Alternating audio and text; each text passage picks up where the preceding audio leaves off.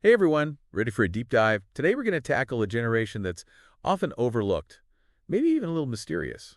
You talking about Gen X? Yeah, those folks sandwiched between the boomers and the millennials. Oh, I know exactly who you mean. The ones who got labeled latchkey kids and what was it, the MTV generation? Yep, and let's not forget slackers. Aha, right. But do any of those labels really tell their story? I don't think so. Me neither. That's what we're going to find out.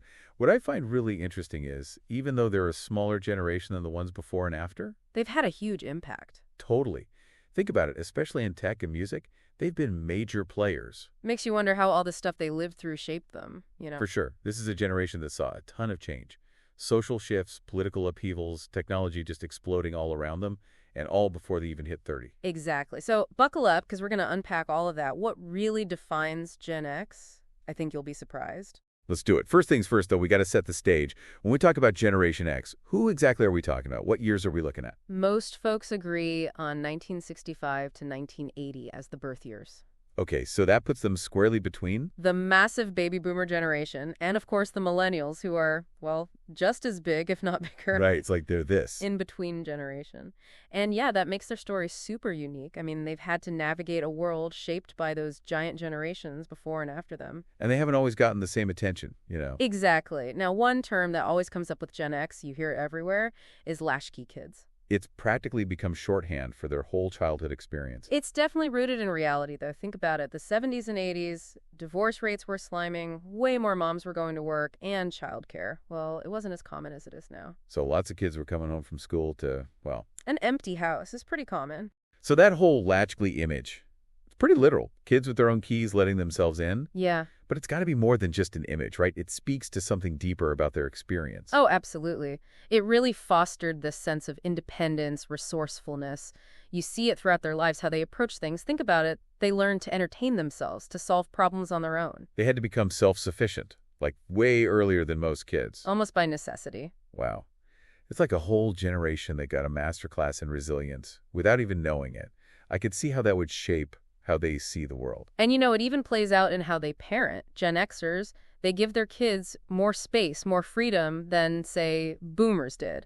Less of that helicopter parent thing. That makes sense. They trust their kids to figure stuff out on their own. Which, given how they grew up, makes total sense, right? Totally. It's amazing how these patterns kind of repeat themselves generation to generation. But beyond being latchkey kids, Gen X also came of age during some seriously huge world events, like things that changed everything. What stands out to you? Oh, man. Where do we even begin? The tail end of the Cold War, the fall of the Berlin Wall. I mean, that was huge. Talk about seismic shifts. Then you throw in personal computers becoming, a normal thing. Like everyone's got one, and the internet is starting. Right. The very, very beginning of what we know now. It was massive change, all happening at once. Oh, and we can't forget about the AIDS epidemic. That had a profound impact on Gen X, especially in their formative years. Yeah, for sure. It really cast a shadow over everything. You had all this technological progress, but there was this, The certainty. yeah, uncertainty of a darkness lurking there. I think it definitely influenced their outlook. Okay, so you got this generation shaped by these really intense personal experiences like being latchkey kids and these huge global shifts happening all around them. It's got to have an impact. So how did all that translate into, their cultural identity? What were they into? What defined them? Well, you can't talk about Gen X without talking about MTV. It was revolutionary. I mean, a constant stream of music videos, 2047. It had never been done before. It shaped their music, their fashion, even how they talked. They were the MTV generation. Right. It's almost hard to imagine a world without MTV now. What was their soundtrack? What music really defined that Gen X era? It was a really diverse mix, which is cool. You had punk rock, grunge, hip hop, all evolving at the same time, gaining momentum. It was a time of musical innovation, rebellion. It's like their music was all about questioning the status quo, right? Yeah. Which actually, when I think about it, clashes with that whole stereotype of Gen X being slackers. Their music was full of energy, angst. Doesn't sound very laid back to me. Not at all. I think that stereotype really misses the mark. Gen X actually has a crazy strong work ethic. For sure. It's more that they value work-life balance, way more than previous generations did. Yeah, they were the first to really push for that idea of having a life outside of work, right? Absolutely. And again, it goes back to how they grew up. Independent, resourceful from a young age. They knew how to create their own fun, their own fulfillment, even outside those traditional structures. It's like they were the original side hustle generation, right? Juggling multiple jobs, side projects, all way before it became trendy. Exactly. And speaking of accomplishments, I mean, these guys are behind some seriously impressive stuff. They weren't just consuming culture, they were creating it. Oh, yeah. Think about all the tech giants that were founded by Gen Xers. Google, Amazon, YouTube. It's mind-blowing, right? Companies that have changed the world. Completely reshaped it. And it's not just tech. They led the indie film movement, bringing all these fresh perspectives to filmmaking. They weren't afraid to experiment, to push back against how things had always been done. They were the first generation to truly grasp, I think, what the internet could be. It's true. They didn't just witness the birth of the digital age. They helped shake it. They were in this unique position, right, to bridge the gap between analog and digital. They had a mix of independence, tech savvy, and that, figure-it-out attitude that let them thrive in that new world. Totally. So we've covered childhood, cultural influences, achievements. But what about Gen X today? Right. What's life like for them in midlife? Well, studies actually show they're pretty happy. They've figured out that work-life balance they were after, a lot of them. Many are successful entrepreneurs, leaders in their fields. Doesn't sound very slackery to me. Not at all. And they're often described as pragmatic, adaptable, self-reliant. They get things done. For sure. And now they're raising families of their own, bringing all their experiences to bear on parenting. Full circle. But of course, it's not all sunshine and roses. Gen X faces some unique health challenges, many of them actually stemming from their generation's specific experiences. That's true. We're talking about the long-term impacts of the crack epidemic, the AIDS crisis, but also things like heart disease among younger Gen Xers. It's a reminder that what we go through when we're young can really have lasting effects. It really makes you think. But before we wrap up this part of our deep dive, I think it's important to remember that Gen X isn't just an American thing. Oh, absolutely. They exist all over the world. It's a global generation. And while some experiences might be shared, like MTV and the internet, a lot of their experiences varied wildly depending on where they grew up. For sure. It's a reminder that a generation is more than just a birth year, right? It's about a shared moment in history with all the, complexities and contradictions that come with it. Definitely. And those experiences, they've shaped Gen X in ways we're still trying to fully understand. It's a global story with each region adding its own layer. It's fascinating. This has been so insightful already, and I feel like we've only just scratched the surface of what makes Gen X so interesting. What else should we explore? What haven't we touched on yet? Well, we talked about their upbringing, their cultural influences, but their relationship with technology, that's really fascinating. They're pioneers in so big ways, but their relationship with tech is, well, it's complex, even contradictory at times. Okay, now I'm really intrigued. Let's dig into that next. Join us as we explore Gen X and the digital world. It's a wild ride. Welcome back. Now we're going to dive into something I find super interesting. Gen X's relationship with technology. It's a fascinating one, that's for sure. It is, isn't it? They're so closely associated with all things tech now, but they actually grew up in a world that was, for the most part, analog. Yeah, they really straddled those two worlds. Think about it. Rotary phones, vinyl records, actually writing letters and stuff, that was their childhood. Right. But then they saw firsthand the rise of personal computers, the whole internet thing blowing up, and eventually everything becoming mobile. Talk about a front row seat to a technological revolution. I can't even imagine trying to wrap my head around all that as a kid. It was a time of crazy excitement, that's for sure. But also, I think some apprehension. Oh, yeah. They saw the potential, right? All the cool things these technologies could do, but also the downsides, some of which, well, we're really dealing with now. Totally.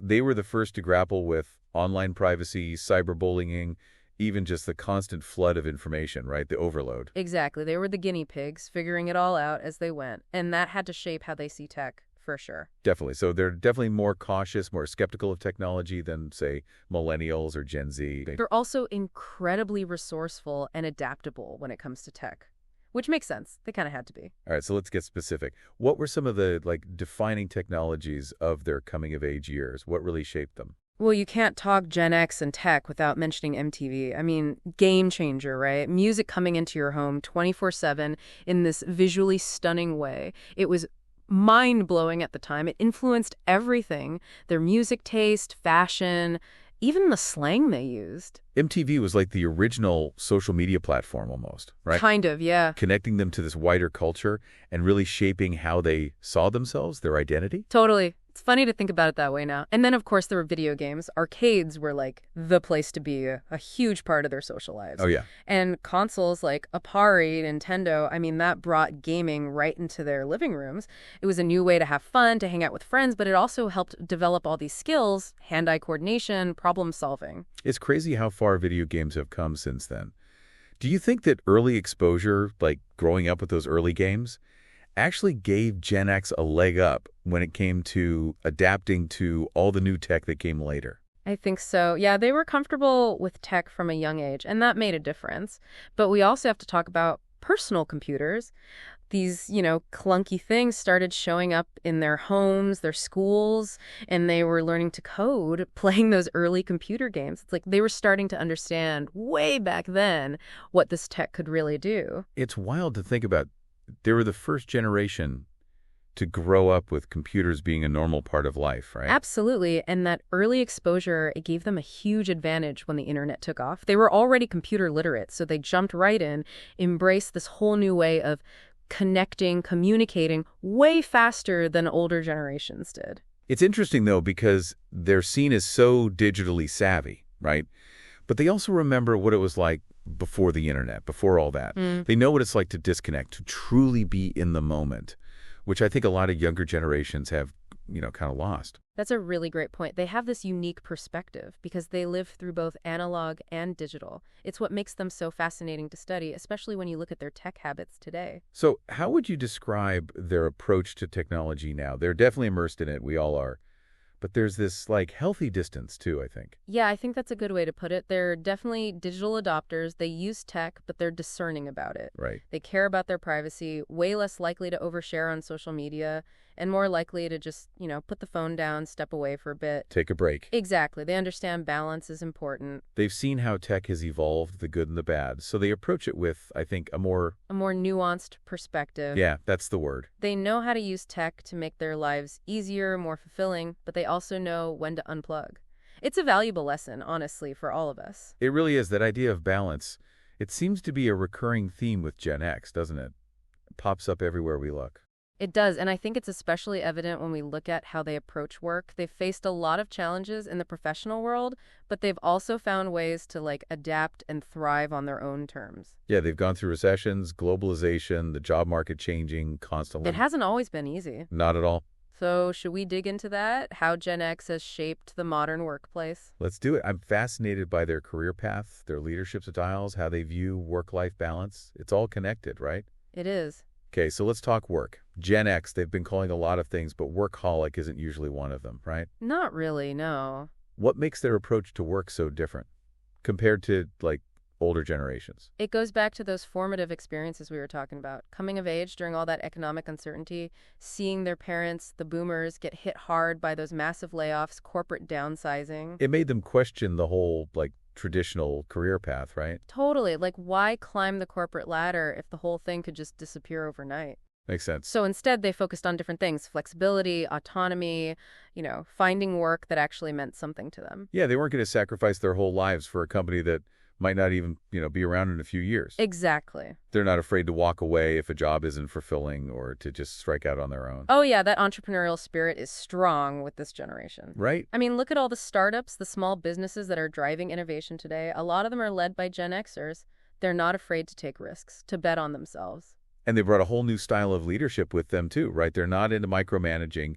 They trust their teams to actually get stuff done. Oh, yeah, that's a big one. It's refreshing compared to, some of those older, more traditional management styles. It's all part of their leadership philosophy: collaboration, open communication. They're not afraid to give people more autonomy. It's about creating a better work environment, more balanced, more fulfilling. It's almost like they took the best parts of how previous generations approached work and mixed it with their own values. Yeah, that's a great way to put it. They've seen what works, what doesn't, and they're doing things their own way. Exactly. Practical, results-oriented, and always with that emphasis on work-life balance, not just for themselves, but for everyone they work with. Which, speaking of, they were really the first generation to push for that whole concept, right? Having a life outside of work. Totally. It wasn't about just grinding away, climbing that ladder at all costs. They saw the burnout, the sacrifices their parents made, and they were like, nope, not doing that. They wanted more. Way more. They prioritized their own well-being, their families, their hobbies, whatever made them happy. Not afraid to set boundaries, take time for themselves, whether it's for family or just to, disconnect for a bit. It's a much healthier approach, honestly. Totally. And it was kind of revolutionary back then, right? It really was. To challenge that old idea that your job is your whole identity. I think that's something that continues to benefit younger generations even today. Oh, for sure. We're all more aware of work-life balance now, and I think Gen X really paved the way for that. One of their most important contributions to the modern workplace, I think. They're showing us that you could be successful, driven, without sacrificing your personal life. You can have both. Absolutely. And they're not just talking the talk, they're living it. Leading by example. Okay, so as we wrap up this deep dive into Generation X, what are the key takeaways? What really makes them unique? And why should we care? Well, first off, they're survivors. They've been through a lot, both personally and like on a global scale, and they've come out the other side stronger, more resilient. Right. They don't give up easily. Nope. They're also innovators, always looking for new and better ways of doing things. Whether it's tech or business, even parenting, they're always questioning the status quo. Pushing boundaries. And, despite being sandwiched between those two huge generations, they've had a massive impact on the world. Our culture, technology, even our values, a lot of it goes back to Gen X. It's like they're the quiet revolutionaries, getting things done, but they don't need all the attention. They're not flashy, but they're effective. Exactly. And I think understanding their experiences, their point of view, it's super important, especially as they're moving into more leadership roles. They have a lot to teach us. They're the bridge between the past and the future, in a way, right? Totally. And they can teach us a lot about how to navigate this crazy, complex world we live in. Their insights are like gold. So I'll leave you with this thought. We often define Generation X by what they're not, rather than what they are. They're not boomers, they're not millennials. But maybe, just maybe, that's their biggest strength. They don't fit neatly into any box. I love that. They're the ultimate individualists, forging their own path, leaving their own unique mark on the world. And that's something we should all, take inspiration from. Couldn't agree more. Thanks for joining us on this deep dive into the world of Gen X. Until next time.